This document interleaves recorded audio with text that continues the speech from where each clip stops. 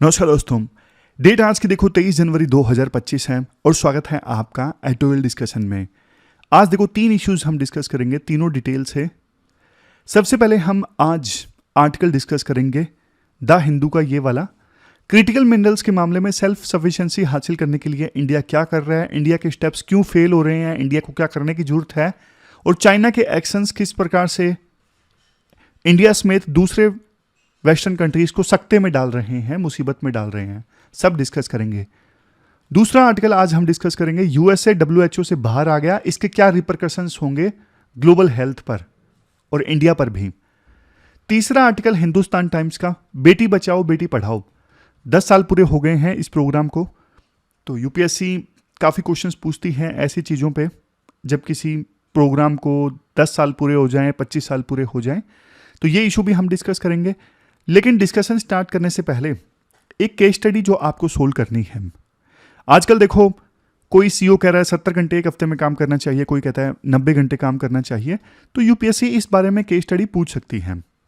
आप एक mid sized company के सीईओ हो, आपकी कंपनी मैन्युफैक्चरिंग सेक्टर में ऑपरेट करती है, कंपनी काफ़ी तेज़ी से ग्रो कर रही है और रिसेंटली ना आपको काफ़ी बड़े ऑर्डर मिले हैं आपकी कंपनी को, जिससे ना प्रोडक्शन टारगेट इंक्रीज करने के लिए ना वर्कफोर्स को थोड़ा ज़्यादा काम करना पड़ेगा। बट आपको ना फीडबैक ये मिला है नीचे से, जो लोअर लेवल पे वर्कफोर्स काम करती है ना, वो बिना कंपनसेशन के ओवरवर्क कर रहे हैं एम्प्लॉइज लोअर लेवल पे, और उनके अंदर मोटिवेशन की बहुत कमी है, कोई इंसेंटिव नहीं है, मेहनत को रिकॉग्नाइज करने के लिए कोई प्रोग्राम नहीं है, करियर में ग्रोथ के लिए अपॉर्चुनिटीज़ नहीं है, और बहुत सारे एम्प्लॉइज से आप ये भी सुन रहे हो कि इस कंपनी में काम करना ठीक नहीं है, वो छोड़ के जाना चाहते हैं।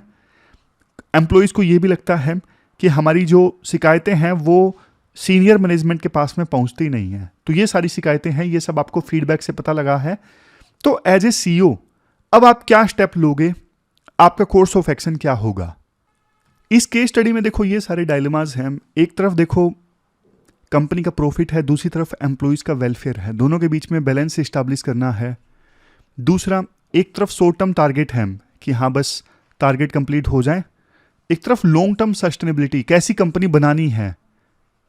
समझ गए? ऐसा नहीं कि शॉर्ट टर्म टारगेट पूरा करवाने के लिए सिर्फ एक गाजर दे दो एम्प्लॉइज को, नहीं, लॉन्ग टर्म में अच्छी कंपनी बनानी है जो सस्टेनेबल हो। फिर नेक्स्ट है फेयरनेस, एम्प्लॉइज का फेयर ट्रीटमेंट जरूरी है। तो ये एथिकल डायलेमाज हैं। तो केस स्टडी आप सोल्व कीजिए, आप कमेंट बॉक्स में बताइए कि एज ए सीईओ आप क्या स्टेप्स लोगे। आज की डिस्कशन में फर्स्ट इंपोर्टेंट आर्टिकल, इंडिया का देखो क्रिटिकल मिनरल्स के मामले में सेल्फ सफिशिएंसी हासिल करने की कोशिश और चाइना के एक्शंस का इंपैक्ट इस इशू से संबंधित है। अपना सिलेबस में जीएस पेपर सेकंड के इस टॉपिक से और जीएस पेपर 3 सिक्योरिटी से भी इस आर्टिकल को रिलेट कर सकते हो। वैसे जीएस पेपर 3 इकोनॉमी से भी आप इस आर्टिकल को रिलेट कर सकते हो। फर्स्ट थिंग फर्स्ट, आप ये बताइए क्रिटिकल मिनरल्स का मतलब क्या होता है। क्रिटिकल मिनरल्स मतलब वो मिनरल्स जो देखो एडवांस टेक्नोलॉजी के लिए जरूरी हैं, जैसे एरोस्पेस, बैटरीज, इलेक्ट्रॉनिक्स। और इनको क्रिटिकल इसलिए बोलते हैं क्योंकि इकोनॉमी में एक तरफ जहां इनकी इंपॉर्टेंस काफ़ी ज़्यादा है, दूसरी तरफ इनकी जो अवेलेबिलिटी है वो लिमिटेड है, और अवेलेबिलिटी भी जियोपॉलिटिकल इक्वेशंस पे डिपेंड करती हैं। जैसे चाइना है, यूएस के साथ राइवलरी के चलते चाइना ने अभी क्या किया, 2 जनवरी 2025 को यूएसए की ना 28 एंटिटीज को चाइना ने ब्लैकलिस्ट में डाल दिया। मतलब यूएसए की इन 28 कंपनीज को ड्यूल यूज वाले जो क्रिटिकल मिनरल्स हैं वो एक्सपोर्ट नहीं किए जाएंगे। ड्यूल यूज वाले क्रिटिकल मिनरल्स मतलब जिनका इस्तेमाल मिलिट्री पर्पज के लिए भी हो सकता है और सिविलियन पर्पज के लिए भी हो सकता है। तो ऐसे क्रिटिकल मिनरल्स की सप्लाई यूएसए की इन 28 कंपनीज को नहीं की जाएगी। तो ये चाइना ने एक्शन लिया। चाइना देखो बहुत सोच समझ के अपनी चालें चल रहा है। सबसे पहली चीज, पहले तो देखो जो लिस्ट में क्रिटिकल मिनरल शामिल हैं वो इस प्रकार से हैं, टंगस्टन, गैलियम, मैग्नीशियम, बेरिलियम, ये सब हैं। तो चाइना ने सोच समझ के कैसे रणनीति चली, देखो 2010 में भी ना चाइना ने ऐसा ही कदम उठाया था। जापान को रेयर अर्थ मिनरल्स देने से चाइना ने मना कर दिया था। तो उसके बाद काफ़ी हल्ला मचा था। कि चाइना के ऊपर डिपेंडेंसी ठीक नहीं है। चाइना इसको हथियार के तौर पे इस्तेमाल करता है। इस बार चाइना ने ना किसी देश पे बैन नहीं लगाया। चाइना ने सीधा सीधा ये नहीं बोला कि हम यूएसए को क्रिटिकल मिनरल्स नहीं देंगे। चाइना ने यूएसए की 28 कंपनीज को इस लिस्ट में डाला है और ये 28 कंपनीज चाइना ने सोच समझ के चुनी है। इससे देखो ये भी लगेगा कि चाइना ने किसी देश को ब्लैकलिस्ट नहीं किया, बट उस देश की सिर्फ कुछ कंपनीज को ब्लैकलिस्ट किया है। मतलब चाइना देखो उन्हीं मिनरल्स को टारगेट करता है जो वेस्टर्न कंट्रीज के लिए काफी ज्यादा क्रिटिकल है। और चाइना ये भी देखता है कि मैं जो एक्सपोर्ट पे बैन लगा रहा हूं क्रिटिकल मिनरल्स के, उसकी वजह से चाइना को खुद को इकोनॉमिकली नुकसान ना हो, यह चीज भी चाइना कैलकुलेट कर लेता है। अब देखो दूसरे देश जो हैं वो लल्लू तो है नहीं, वो भी देखेंगे कि चाइना किस प्रकार से क्रिटिकल मिनरल्स के मामले में अपनी मनमानी कर रहा है। तो विभिन्न देश भी अपनी अपनी रणनीति बनाएंगे कि चाइना के ऊपर बिल्कुल भी डिपेंडेंसी नहीं होनी चाहिए, अल्टरनेटिव सप्लाई चेन होनी चाहिए क्रिटिकल मिनरल्स को हासिल करने के लिए।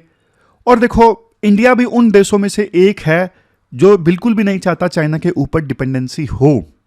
तो इंडिया का आज के समय में क्या सिनेरियो है, पहले मैं आपको वो बता देता हूं।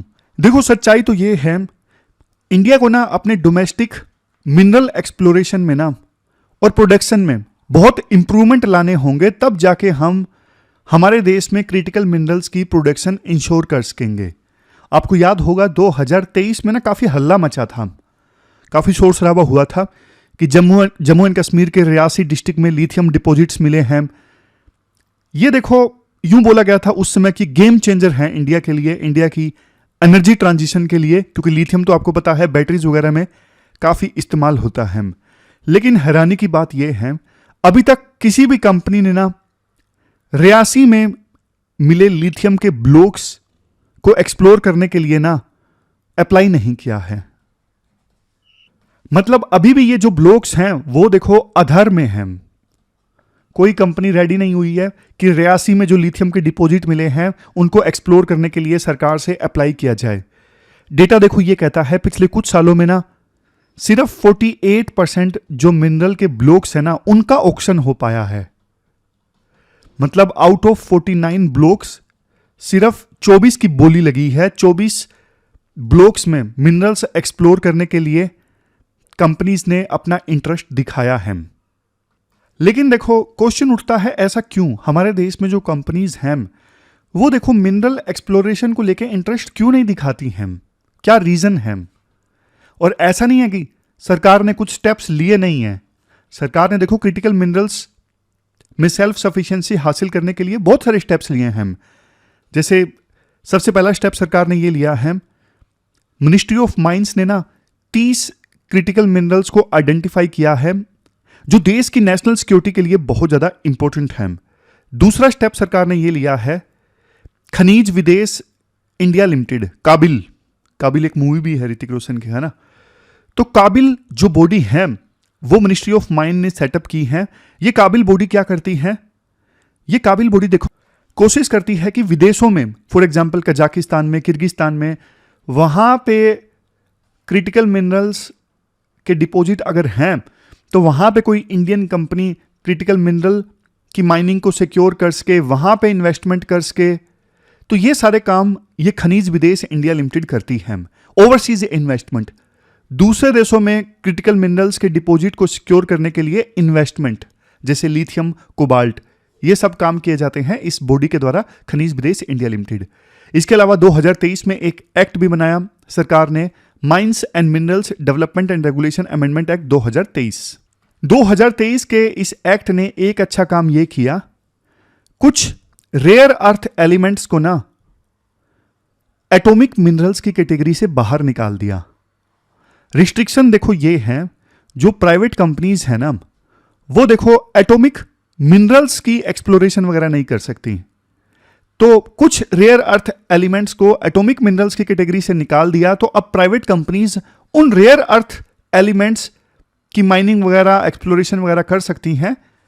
क्योंकि जब तक वो एटॉमिक मिनरल्स में थी, कैटेगरी में आती थी, तो बैन था ना प्राइवेट कंपनीज के ऊपर। लेकिन एटॉमिक मिनरल्स की कैटेगरी से बाहर निकाल दिया, तो अब प्राइवेट कंपनीज उन रेयर अर्थ एलिमेंट्स की माइनिंग वगैरह कर सकती हैं। फिर देखो 2023 के अमेंडमेंट एक्ट का एक और अच्छा प्रोविजन है। पहले क्या होता था, एक्सप्लोरेशन एंड माइनिंग दोनों का जो लाइसेंस होता था वो इंटीग्रेटेड होता था।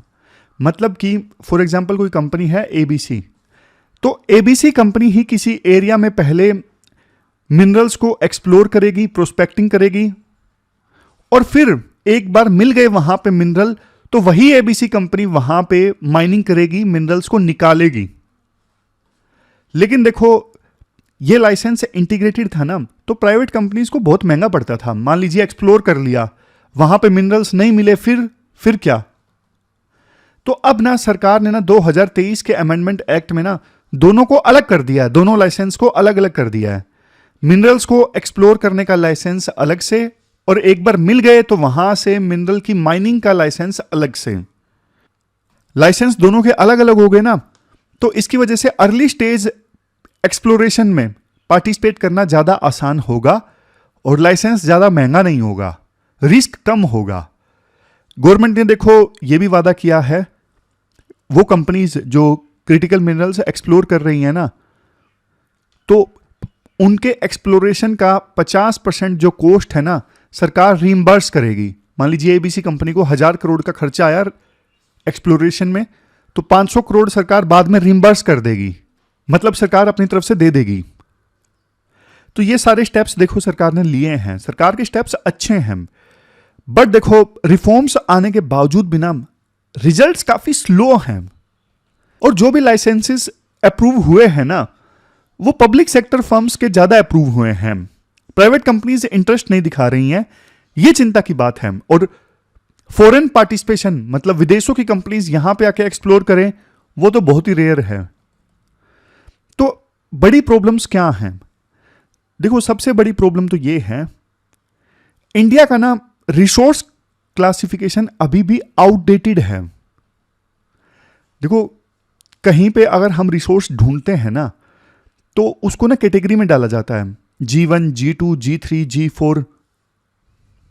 जैसे देखो एग्जांपल के तौर पे G4 जो स्टेज होती है ना, वो है रिकॉनेसेंस स्टेज, मतलब रेकी होती है, इसमें सिर्फ बड़े लेवल पे एक्सप्लोरेशन होता है।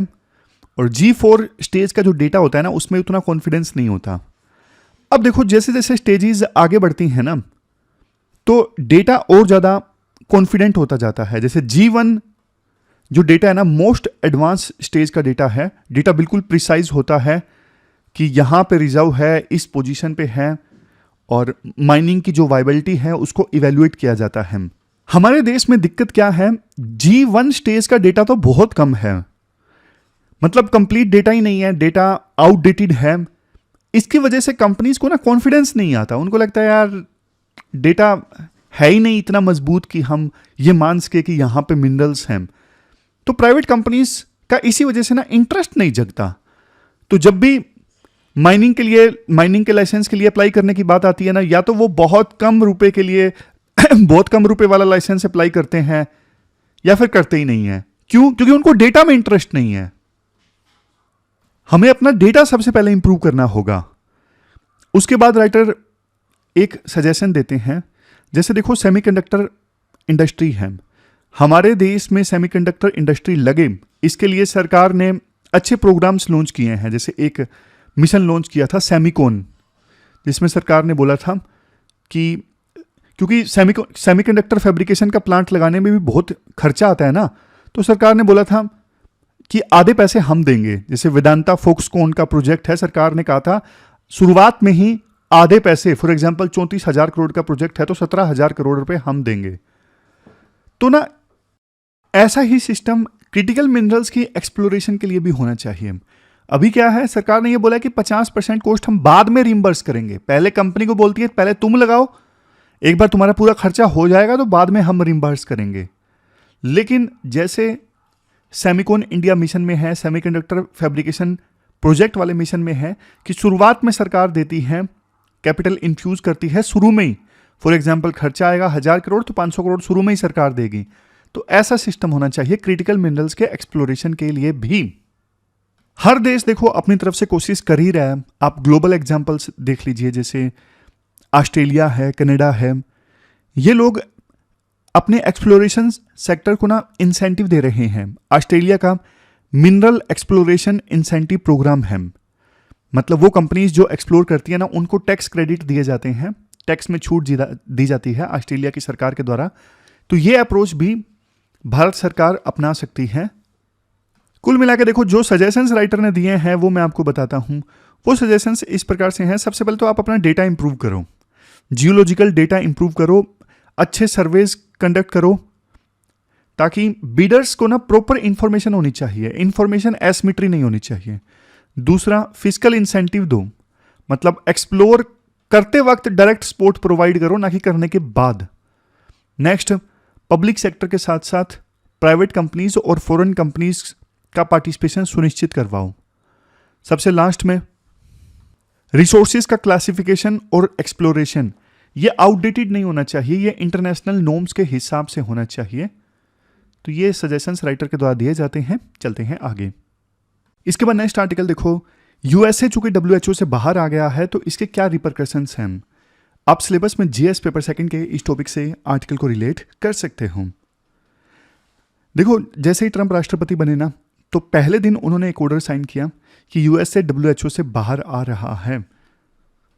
क्यों बाहर आ रहा है यूएसए डब्ल्यूएचओ की मेंबरशिप से? ट्रंप ने आरोप ये लगाए कि एक तो देखो, डब्ल्यूएचओ ने ना कोविड-19 की महामारी को मिस हैंडल किया, और जो रिफॉर्म्स लाने की आवश्यकता है इस ऑर्गेनाइजेशन को, वो रिफॉर्म्स डब्ल्यूएचओ नहीं लेके आया। कुछ मेंबर्स का इन्फ्लुएंस काफ़ी ज़्यादा है, जाहिर तौर पे ट्रंप का इशारा चाइना की तरफ, चाइना का इन्फ्लुएंस डब्ल्यूएचओ की तरफ ज़्यादा है, और डब्ल्यूएचओ बार बार यूएसए से पेमेंट मांगता रहता है, और जबकि यूएसए सबसे ज़्यादा पैसा देता है डब्ल्यूएचओ को। तो ये सारे आरोप ट्रंप ने डब्ल्यूएचओ के ऊपर लगाए। देखो, ये डब्ल्यूएचओ से यूएस का बाहर आना ट्रंप के राष्ट्रपति बनने के बाद ये कोई हैरानी वाली बात नहीं है। इवन 2020 में जब उनका कार्यकाल खत्म होने वाला था, तभी उन्होंने यूएन जनरल सेक्रेटरी को ये नोटिफाई कर दिया था कि हम डब्ल्यूएचओ से बाहर आना चाहते हैं। लेकिन उसके बाद बाइडेन राष्ट्रपति बन गए थे, तो यूएसए डब्ल्यूएचओ में बना रहा। तो क्या परिणाम होंगे अगर यूएसए डब्ल्यूएचओ से बाहर आ जाता है? तो जैसे कि अब यूएसए ने बोल दिया है कि वो आ जाएंगे।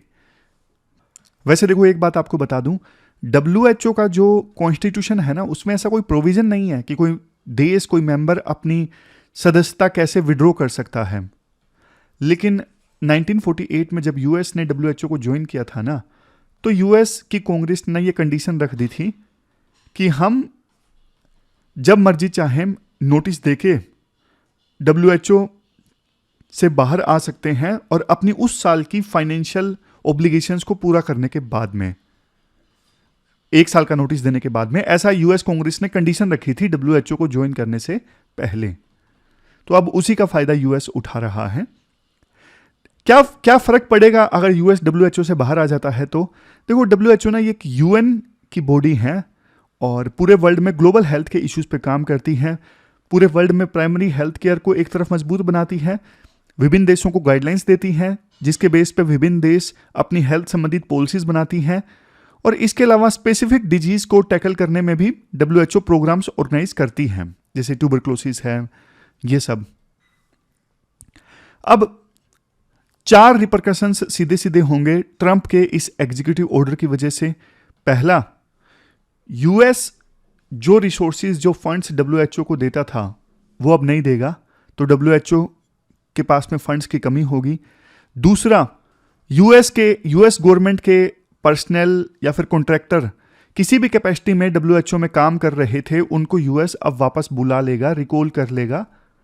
तो सीधा सीधा इसका इंपैक्ट ये पड़ेगा, डब्ल्यूएचओ के पास में एक्सपर्टीज की कमी होगी, क्योंकि यूएस के रिसर्चर जो हैं वो डब्ल्यूएचओ की हेल्प अब नहीं करेंगे।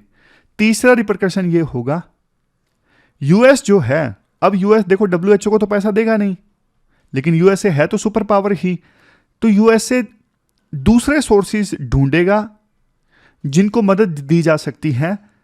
मतलब ऐसी ऑर्गेनाइजेशंस यूएस अब ढूंढेगा जिनको यूएस वो पैसा देगा जो पहले यूएस डब्ल्यूएचओ को देता था। तो यूएसए ये इंश्योर करना चाहेगा कि कोई ऑर्गेनाइजेशन डब्ल्यूएचओ को रिप्लेस कर सके और जो ग्लोबल हेल्थ के लिए काम करें। समझ गए? इसका मतलब ये नहीं कि वर्ल्ड लेवल पे यूएसए दोबारा से डब्ल्यूएचओ का अल्टरनेटिव क्रिएट करेगा, नहीं, इसका मतलब ये भी हो सकता है कि यूएसए कोई एनजीओ वगैरह ढूंढ ले, जो एनजीओ ग्लोबल हेल्थ के लिए काम कर रहा है, उसको यूएसए पैसे दे दे जो पहले यूएसए डब्ल्यूएचओ को दे रहा था। अब चौथा पॉइंट आता है। चौथा पॉइंट ये है पेंडेमिक ट्रीटी जिस पे डब्ल्यूएचओ काम कर रहा है। अभी जैसे देखो कोविड-19 की महामारी आई तो रिस्पॉन्स कोऑर्डिनेटेड नहीं था विभिन्न देशों के बीच में, किसको वैक्सीन मिलेगी किसको नहीं मिलेगी, सब हैप-हैजार्ड मैनर में चल रहा था, कुछ डिसाइडेड नहीं था।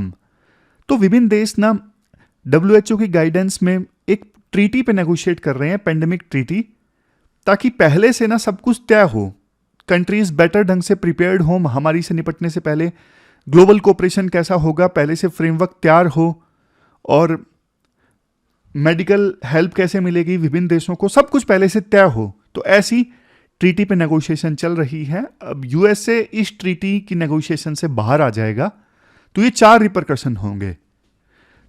अब देखो राइटर बोलते हैं सबसे बड़ा रिपरकशन तो देखो यही होगा, फंड नहीं मिलेंगे डब्ल्यूएचओ को। आज के समय में सबसे ज्यादा पैसे कौन देता है डब्ल्यूएचओ को? यूएसए ही देता है। डब्ल्यूएचओ को ना 2 तरह के पैसे मिलते हैं, एक तो है असेस्ड कंट्रीब्यूशन, एक है वॉलंटरी कंट्रीब्यूशन। असेस्ड कंट्रीब्यूशन मतलब मेंबरशिप फीस। जितने भी डब्ल्यूएचओ के मेंबर हैं ना, वो मेंबर होने के चलते उन्हें मेंबरशिप फीस देनी पड़ती है डब्ल्यूएचओ को, ये होता है असेस्ड कंट्रीब्यूशन। बट डब्ल्यूएचओ को जितने टोटल पैसे मिलते हैं ना, उसमें असेस्ड कंट्रीब्यूशन यानी मेंबरशिप फीस बहुत कम कंट्रीब्यूट करते हैं, 20% से भी कम। ये देखो 20% से भी कम कंट्रीब्यूट करते हैं मेंबरशिप फीस वाले पैसे। फिर दूसरे नंबर पे है voluntary contribution. Voluntary contribution WHO की फंडिंग में 80% कंट्रीब्यूट करते हैं। अब देखो यूएस कितना देता है? देखो यूएस दोनों ही सबसे ज्यादा देता है। असेस्ड कंट्रीब्यूशन यानी मेंबरशिप फीस वाले पैसे यूएसए टोटल असेस्ड कंट्रीब्यूशन का 22.5% यूएसए देता है, और चाइना देता है 15%। टोटल असेस्ड कंट्रीब्यूशन का यानी मेंबरशिप फीस का 15% चाइना की तरफ से आता है। लेकिन देखो चाइना की जो पॉपुलेशन है यूएसए की पॉपुलेशन से 3 गुना ज्यादा है, फिर भी मेंबरशिप फीस चाइना यूएसए से कम देता है, और वॉलंटरी कंट्रीब्यूशन तो चाइना बहुत ही कम देता है। टोटल वॉलंटरी कंट्रीब्यूशन का जहां एक तरफ यूएसए देता है 13%, पिछले साल का डेटा है, चाइना देता है सिर्फ 0.14%। तो इसीलिए तो यूएस चिढ़ा हुआ है कि पैसा हमसे लेते हो, बात चाइना की मानते हो, इन्फ्लुएंस आपके ऊपर चाइना का है, ये हम बर्दाश्त नहीं करेंगे। तो ये यूएस की शिकायत है। इसके अलावा दूसरा सबसे बड़ा वॉलंटरी कंट्रीब्यूटर है bill and Melinda Gates foundation, मतलब इनकी तरफ से पैसा आता है। राइटर बोलते हैं देखो यूएस डब्ल्यूएचओ से बाहर आ जाएगा ऐसा डर पहले से था। इसी वजह से ना डब्ल्यूएचओ का जो प्रोग्राम है ना, मतलब डब्ल्यूएचओ को जो पैसा चाहिए अपने 2025 से 2028 के प्रोग्राम को इंप्लीमेंट करने के लिए, तो ना 4 साल के प्रोग्राम के लिए ना डब्ल्यूएचओ को ऑलरेडी ज्यादा फंड मिला है दूसरे सोर्सेज से, जैसे ऑस्ट्रेलिया, इंडोनेशिया, स्पेन। इन 3 देशों ने $1.7 बिलियन दिए हैं। कहने का मतलब ये है, ये डर पहले से था कि यूएस बाहर आने वाला है, इसलिए थोड़ा ज्यादा कंट्रीब्यूशन मिला है डब्ल्यूएचओ को दूसरे सोर्सेज से। अब देखो एक चीज यहां पे ये है, पैसों का कंट्रीब्यूशन तो एक बात है, यूएसए के बहुत सारे रिसर्चर डब्ल्यूएचओ की हेल्प करते थे, डब्ल्यूएचओ में इन्वॉल्व होते थे, जिसके बेस पे डब्ल्यूएचओ ग्लोबल गाइडलाइंस प्रेजेंट करता था। तो वो एक्सपर्ट्स अब डब्ल्यूएचओ में एंगेज नहीं होंगे, तो ये एक एस्पेक्ट है। और फिर देखो लास्ट में राइटर ये बोलते हैं, अब जाहिर तौर पे यूएसए बाहर आ जाएगा डब्ल्यूएचओ से, तो ना एक वॉइड क्रिएट होगा, एक स्पेस क्रिएट हो जाएगा। तो इंडिया जैसे जो इमर्जिंग कंट्रीज है ना, उनकी कोशिश होनी चाहिए उस स्पेस को फिल करने की। ऐसा ना हो कि यूएसए चला गया तो चाइना का इन्फ्लुएंस और ज्यादा हो जाए डब्ल्यूएचओ के ऊपर, ऐसा नहीं होना चाहिए। जो स्पेस क्रिएट हुआ है ना, उसको इंडिया जैसे देशों को फिल करने की कोशिश करनी चाहिए। एक नुकसान देखो इंडिया जैसे देशों को ये होगा, डब्ल्यूएचओ जैसे काफी काम करता है नेग्लेक्टेड ट्रॉपिकल डिजीज पे इंडिया में, एचआईवी, मलेरिया, ट्यूबरक्लोसिस या फिर एंटी माइक्रोबियल रेसिस्टेंस, ऐसे डिजीज पे काफी काम करता है डब्ल्यूएचओ। तो अब पैसे कम होंगे तो थोड़ा ये जो प्रोग्राम है वो भी प्रभावित होंगे। इवन देखो हमारे देश के जो इम्यूनाइजेशन प्रोग्राम है ना, उसमें भी डब्ल्यूएचओ रोल प्ले करता है।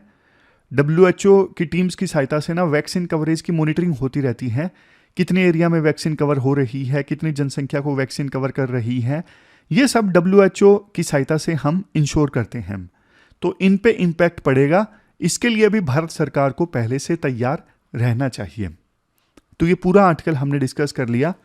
यूएसए डब्ल्यूएचओ से बाहर आ रहा है तो इसका क्या इम्पैक्ट होगा, ये हमने डिटेल से डिस्कस कर लिया। अब चलते हैं आगे। इसके बाद नेक्स्ट आर्टिकल देखो, बेटी बचाओ बेटी पढ़ाओ के 10 साल पूरे होने से संबंधित है। आप सिलेबस में जीएस पेपर 1 के इस टॉपिक से आर्टिकल को रिलेट कर सकते हो। देखो 22 जनवरी 2015 को ना हरियाणा के पानीपत में बेटी बचाओ बेटी पढ़ाओ जो स्कीम है, प्रोग्राम है, इसे लॉन्च किया गया था। हरियाणा का चुनाव देखो इसलिए किया गया था क्योंकि यहां पे चाइल्ड सेक्स रेशियो बहुत कम था। 2011 के सेंसस के मुताबिक सेक्स रेशियो एट बर्थ यहां पे सिर्फ 918 थी, मतलब 1000 लड़कों पर सिर्फ 918 लड़कियों का पैदा होना। यह गिरता सेक्स रेशियो एट बर्थ एक बड़ी समस्या बन चुका था। तो उसी समय 22 जनवरी 2015 को प्रधानमंत्री मोदी ने यह प्रोग्राम लॉन्च किया था, बेटी पढ़ाओ बेटी बचाओ।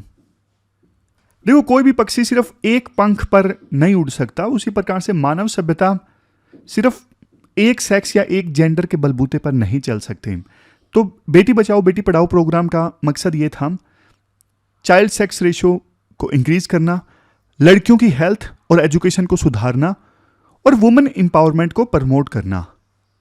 आज 10 साल पूरे हो चुके हैं उस प्रोग्राम को लॉन्च हुए। तो क्या अचीवमेंट्स हैं? देखो अचीवमेंट्स तो अच्छी हैं, मतलब पहले से सिचुएशन काफी इंप्रूव हुई है। कैसे? पहले देखो सेक्स रेशियो एट बर्थ 2014-15 में 918 था, जो अब बढ़ के 930 हो चुका है। सेक्स रेशियो एट बर्थ की मैं बात कर रहा हूं। यहां पे देखो 930 हो चुका है 2023-24 में। इंस्टीट्यूशनल डिलीवरीज 2014-15 में सिर्फ 61% हो रही थी। इंस्टीट्यूशनल डिलीवरीज मतलब हॉस्पिटल या फिर किसी हेल्थ सेंटर में बच्चे को जन्म देना। अब देखो इंस्टीट्यूशनल डिलीवरीज 97.3% हो गई है, मतलब 97.3% जो डिलीवरीज हैं अभी हॉस्पिटल्स या फिर हेल्थ केयर सेंटर्स में हो रही हैं। उसके बाद पॉइंट एंटी नेटल केयर से संबंधित है, एएनसी। देखो 2014-15 में प्रेगनेंसी के शुरुआती 3 महीने में जो प्रेग्नेंट महिलाएं हैं, सिर्फ 61% प्रेग्नेंट महिलाएं शुरुआती 3 महीने में डॉक्टर्स के पास जाती थी, लेकिन अब यह संख्या बढ़ के 80.5% हो गई है। तो एंटीनेटल केयर लेने वाले महिलाओं की संख्या 80.5% तक हो गई है। नेक्स्ट, सेकेंडरी स्कूल लेवल पर लड़कियों का जो एनरोलमेंट है 2014-15 में सिर्फ 75.51% था, जो अब बढ़ के 79.4% हो गया है। और ये डेटा थोड़ा पुराना ही है, 2021-22 का है। इवन इन्फेंट मोर्टेलिटी रेट में लड़कों और लड़कियों के बीच में गैप जो है वो काफ़ी ज़्यादा कम हो गया है। तो ये हमें दिखाता है कि समाज जो है वो केयर और इक्विटी की तरफ आगे बढ़ रहा है। कुछ सिंबॉलिक इनिशिएटिव्स की बात भी आर्टिकल में की जाती है, जैसे एक प्रोग्राम है यशस्विनी बाइक एक्सपीडिशन, 2023 में ये चला था, अक्टूबर 2023 में, जिसमें 150 महिलाओं ने 10,000 किलोमीटर की बाइक जर्नी निकाली। और ये देखो उनकी हिम्मत और सेल्फ रिलायंस का सिंबल था। और सिंबॉलिक इनिशिएटिव की बात की जा रही है, जैसे कन्या शिक्षा प्रवेश उत्सव, कन्या शिक्षा प्रवेश उत्सव 2022 में लॉन्च किया गया। इस इनिशिएटिव ने ना 1,786 आउट ऑफ स्कूल लड़कियों को ना वापस स्कूल में भेजा। और फिर तीसरा सिंबॉलिक इनिशिएटिव है national conference on skilling. Workforce में देखो महिलाओं का पार्टिसिपेशन बढ़ाने पे फोकस किया गया इस नेशनल कॉन्फ्रेंस ऑन स्किलिंग में। स्किलिंग का मतलब होता है महिलाओं को ना जॉब रेडी बनाना, जॉब रेडी बनाना। तो ये सारे सिंबॉलिक इनिशिएटिव की बात आर्टिकल में की जाती है। फिर देखो राइटर बोलते हैं 10 साल पूरे हो गए हैं इस प्रोग्राम को लॉन्च किए, अभी कुछ चैलेंजेस हैं जिनको एड्रेस करना जरूरी है। जैसे एक एक्ट है PCPNDT। क्या है एक्ट का नाम? PCPNDT। पूरा नाम क्या है? पूरा नाम देखो है preconception and prenatal diagnostic technique act. इसमें क्या होता है, इसमें देखो वो होता है ना, जैसे आप प्रेगनेंसी में बच्चे का सेक्स पता नहीं कर सकते मेल है या फीमेल है, तो वो सब है। जब हॉस्पिटल्स में आप जाते हो ना तो बड़े बड़े बोर्ड लगे होते हैं कि बच्चे का सेक्स पूछना एक अपराध है।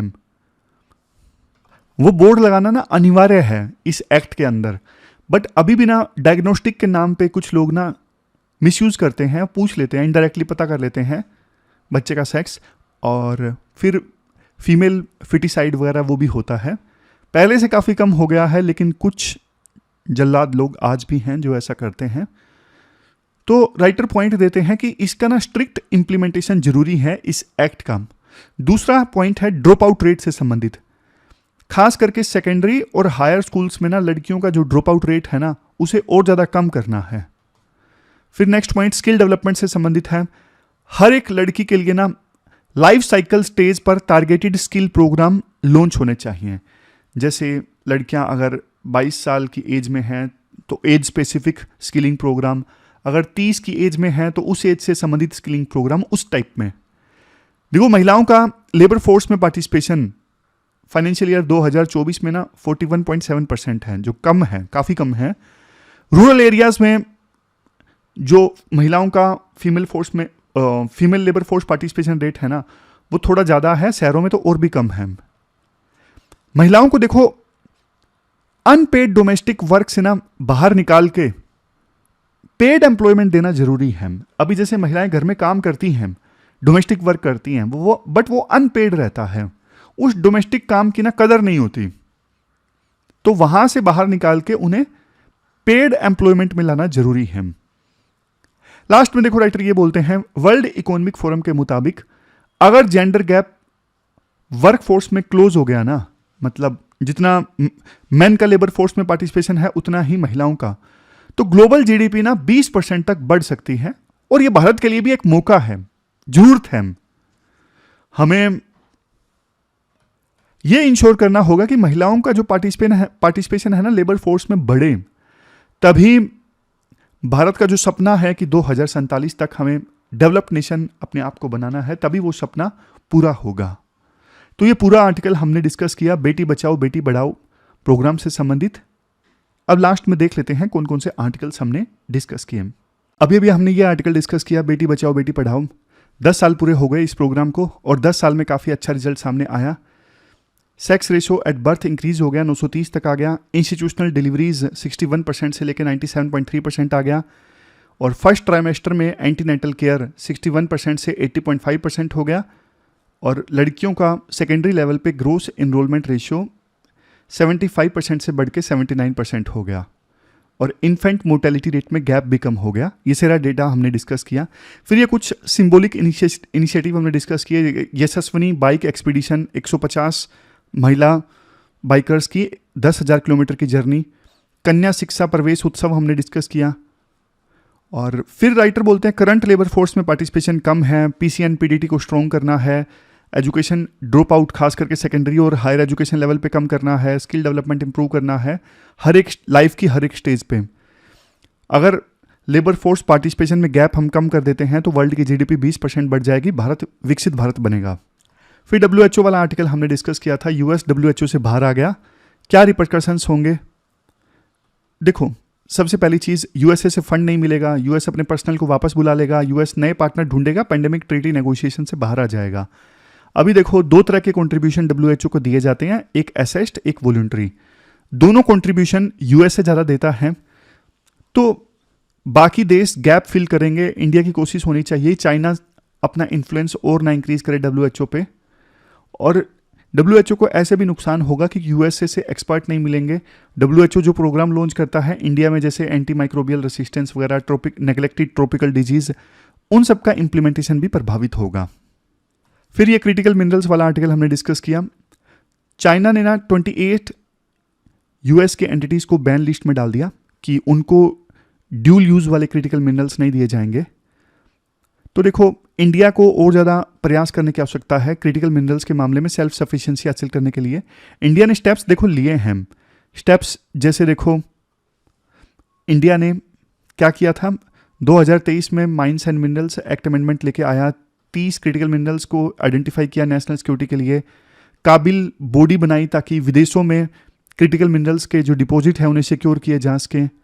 और 2023 के अमेंडमेंट एक्ट में ये प्रोविजन किया गया, रेयर अर्थ एलिमेंट्स को ना निकाला जाए एटॉमिक मिनरल्स की कैटेगरी से, ताकि प्राइवेट कंपनीज इनको एक्सप्लोर कर सकें। इस एक्ट में एक प्रोविजन ये भी किया गया, एक्सप्लोरेशन लाइसेंस और माइनिंग लाइसेंस दोनों को अलग अलग कर दिया गया। और ये भी बोला गया कि एक्सप्लोरेशन की जो कॉस्ट है ना उसमें 50% गवर्नमेंट रिम्बर्स करेगी। लेकिन अभी भी चैलेंजेस हैं। पीएसयू फर्म्स तो आ रही हैं लेकिन प्राइवेट फर्म्स नहीं आ रही हैं। चैलेंजेस ये है हमारे देश में ना डेटा काफ़ी आउटडेटेड है। G1 जो एडवांस लेवल का डेटा होता है वो तो बहुत कम मिलता है, इसलिए कंपनीज को ना कॉन्फिडेंस नहीं आता कि यहाँ पे मिनरल मिलेंगे। तो डेटा इंप्रूव करने की आवश्यकता है। फाइनेंशियल इंसेंटिव पहले दिए जाए ना कि बाद में, जैसे सेमीकंडक्टर मिशन में सरकार देती है। तो ये सब सरकार को करना चाहिए। क्वेश्चंस कौन से अटेम्प्ट करने हैं आपको, ये 2 क्वेश्चंस आपको अटेम्प्ट करने हैं। एक तो देखो यूएसए का WHO से विड्रॉल, और दूसरा क्रिटिकल मिनरल्स वाला जो आर्टिकल हमने डिस्कस किया। दोनों क्वेश्चंस के आंसर आपको 250 वर्ड्स में देने हैं। दोनों 15 मार्क्स के ये क्वेश्चन है। तो ये थी हमारी आज की डिस्कशन। कल मिलते हैं हम फिर से एक नई डिस्कशन के साथ। तब तक आप अपना ख्याल रखिए, अच्छे से पढ़िए। Thank you very much for discussion.